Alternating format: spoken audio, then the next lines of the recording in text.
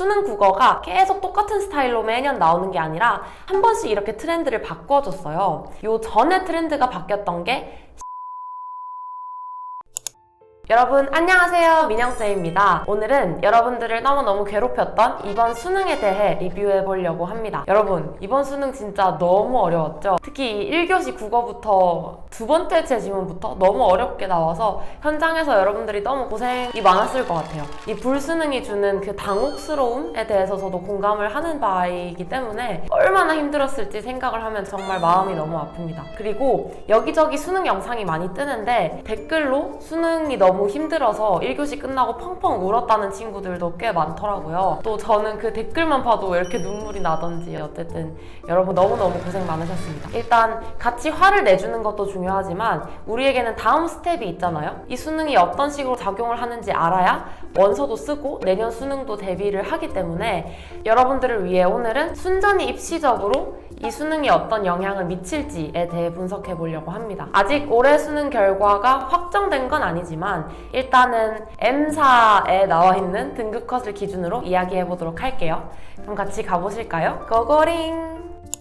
첫 번째로 얘기해보고 싶은 건 불수능입니다. 여러분, 이번 수능이 불수능이었다고 말이 되게 많았죠. 근데 사실은 따지고 보면 물수능이냐? 불수능이냐? 이것 자체만으로 유불리가 있진 않아요. 왜냐면 수능은 언제나 상대평가이기 때문에 불이든 물이든 어쨌든 수능에서 1등급을 맞는 건 늘 어려운 일이죠. 자, 근데 굳이 구간대별로 따져서 보자면 물수능인 경우에는 상위권 학생들이 피해를 입는 경우가 상대적으로 좀 있는 편이고요. 불수능으로 나오면 중위권 학생들이 상대적으로 피해를 입는 경우가 조금 생깁니다. 피해라기보단 억울할 일이 조금 있죠. 다 이게 무슨 말이냐? 이건 9월 모의고사의 국어 등급 컷을 보면서 한번 이야기를 해볼게요. 짠! 자, 여기서 화작 기준으로 보면 9월 모의고사에서 1등급 컷이 무려 100점이 1컷이고 2컷이 97점, 3컷이 90점입니다. 자, 근데 요게 이제 따지자면 물수능인 건데 물수능에서는 실수로 2개를 틀리면 3등급이 떠요. 그러니까 말하자면 계속 1등급을 받던 학생이 잠깐 당황해서 2문제를 틀리면 3등급으로 떨어진다는 거죠. 바꿔 말하면 물수능에서는 갑자기 크게 조질 확률이 크다는 이야기예요. 물론 내가 수능에서 내가 역전하려는 사람이다. 그러면 상대적으로 물수능이 조금 유리할 수 있고 나는 내 자리를 지키는 게 중요한 사람이다 라고 한다면 물수능이 조금 더 불리합니다. 그런 경우에는 차라리 불수능이 나을 수도 있어요. 그리고 또 하나는 등급 안에 인원이 너무 몰리면 원서를 쓰기가 어렵습니다. 9월 모의고사의 화작을 기준으로 보면 상위 4%가 100점을 전부 받았다는 이야기죠. 바꿔 말하면 상위 4% 사이에 아무런 변별이 되지 않았어요. 근데 이번에는 4%가 16점 안에 나뉘어 들어가 있죠. 골고루 분포가 되어 있겠죠. 자, 이렇게 등급 안에 인원이 빽빽하게 수능이 쉽게 나온다 하면 시험을 풀 때만 기분이 좋고 원서를 쓰기가 굉장히 어렵습니다. 변별이 잘 안 되기 때문이죠. 그래서 반대로 입시가 훨씬 어려운 건 물수능이라고 보는 게 맞을 것 같아요. 그래서 결론적으로는 불수능이 현장에서 너무 어렵고 그리고 중위권 학생들 같은 경우에는 실력보다는 얼마나 잘 찍었냐에 따라 변별이 됐을 위험도 있기 때문에 물론 힘든 학생들도 많을 거예요. 하지만 바꿔서 물수능이 나왔다고 해서 상황이 더 좋아지냐? 그건 아니라는 겁니다. 물론 이제 잘 나오면 제일 좋겠죠.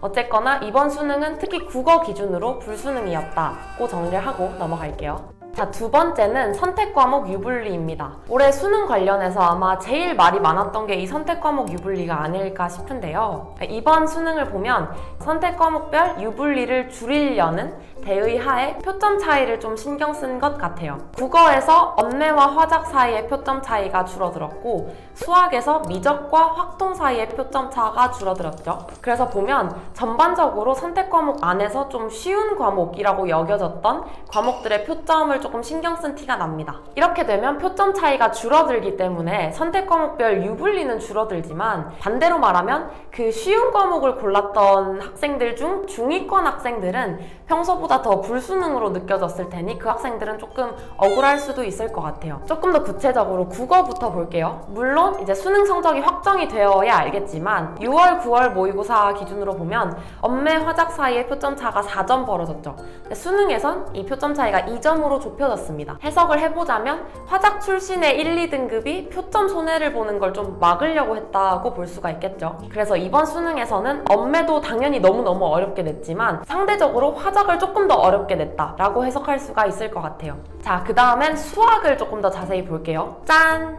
자, 수학도 보면 미적과 확통 사이의 표점 차가 6월에는 5점, 9월에는 8점인데 수능에선 3점 차이로 좁혀졌습니다. 자, 요거는 또 해석을 해보자면 확통은 미적과 표점 차이를 줄이려고 평소보다 조금 더 어렵게 낸 거죠. 이렇게 되면 결과적으로 문과 상위권들은 수학 표점 때문에 손해볼 일이 조금 줄어들었다고 보시면 되겠습니다. 다만 이제 문과 상위권 말고 문과 중위권 학생들은 변별이 좀 덜해지는 부작용이 있을 수는 있지만 어쨌거나 과목 간의 표점 차이를 줄이는 게 이번 수능에서의 제일 목표였던 것 같아요. 자, 이 말은 무슨 말이다? 혹시 영상을 보고 있는 04년생들이 있다면 확통이들도 하면 할 수 있으니까 열심히 해야 된다는 이야기겠죠. 그 다음으로는 세 번째 과목별 분석을 간략하게 해볼까 합니다. 먼저 국어부터 보면 그냥 뭐 너무 어렵게 나왔죠. 국어가 진짜 역대급으로 너무 어렵게 나왔고 출제 스타일을 보면 지문이 좀 상대적으로 짧았어요. 근데 그냥 못 풀게 냈어. 그러니까 많이 나오는 얘기가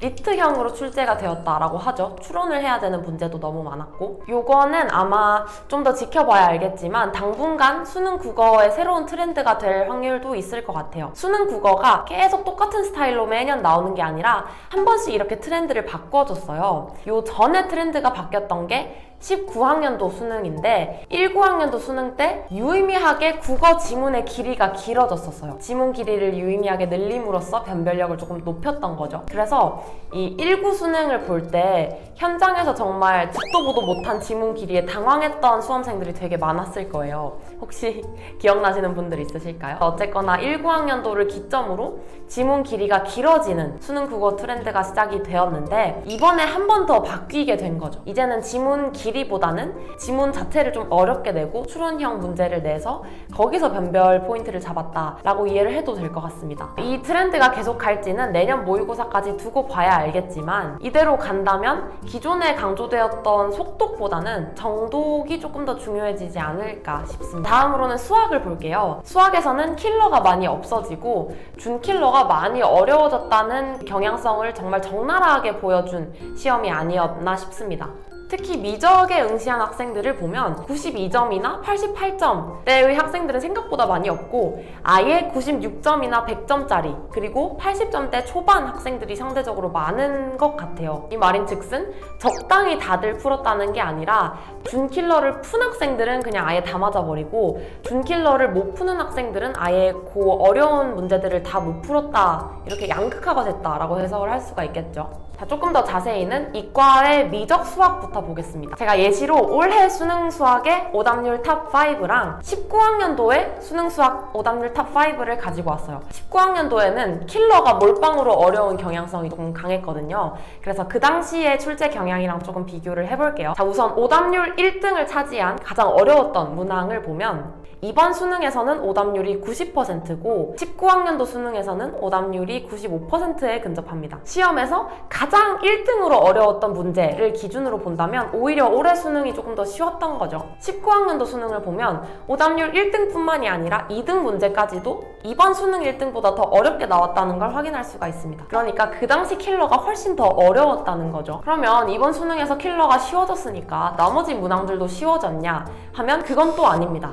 오히려 킬러를 제외한 나머지 문항들은 더 어려워졌다고 보는 게 맞아요. 이번 수능 오답률 3, 4, 5등의 문항을 보면 19학년도 수능 오답률 3, 4, 5등의 문항보다 훨씬 더 오답률이 높습니다.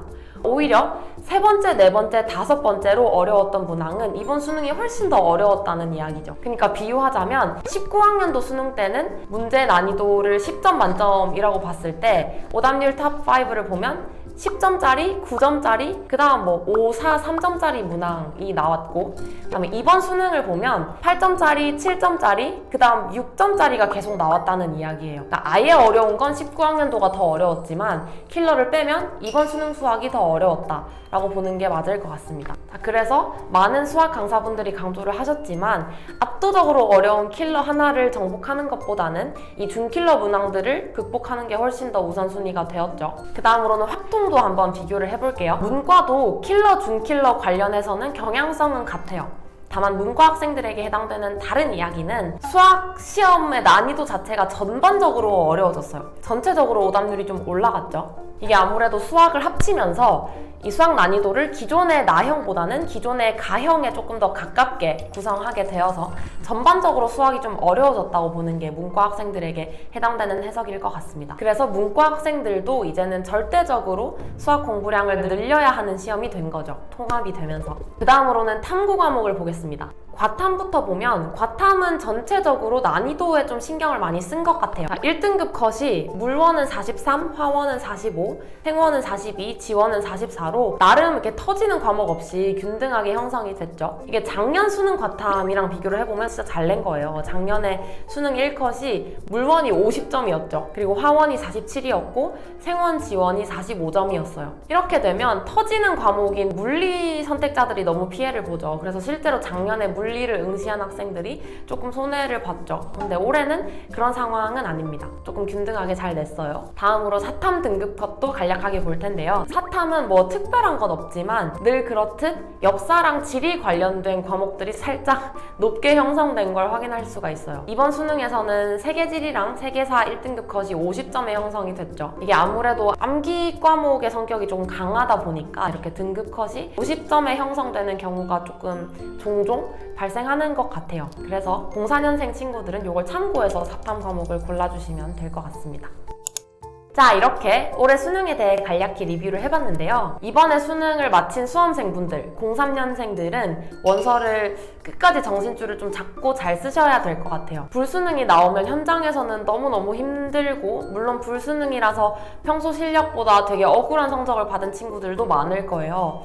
하지만 물수능 때와 비교를 하면 조금 세게 들어가는 편이니까 나는 좀 힘들지만 어쨌든 원서를 쓸 때는 혼돈이 조금 적은 편입니다. 그래서 이왕 끝난 수능 여러분들이 정신을 조금 잘 붙들고 원서를 끝까지 잘 마무리하셨으면 좋겠어요. 그리고 공사들 이제 다음 타자는 나다 하면서 엄청 심란해하고 있죠. 댓글에도 04년생들이 되게 많이 보이던데 04년생들이 그걸 많이 물어보더라고요. 이번 수능이 되게 불수능이었는데 내년에도 불수능일까요? 아니면 내년은 물수능일까요? 이런 걸 많이 물어봤는데 지금 시점에서 물수능이냐 불수능이냐를 예측하는 건 아무런 의미가 없어요. 역사적으로 물, 불 이렇게 번갈아 가면서 나왔다고는 하지만 그렇다고 해서 내년에 무조건 물수능이 나온다고 볼 이유는 하나도 없기 때문에 일단 난이도에 대한 예측은 잠시만 접어두고 어쨌거나 상대평가에서 등급을 잘 받아야 되는 거기 때문에 학습량을 많이 채우는 게 중요하다는 말씀을 꼭 드리고 싶습니다. 자, 그럼 제가 준비한 영상은 여기까지고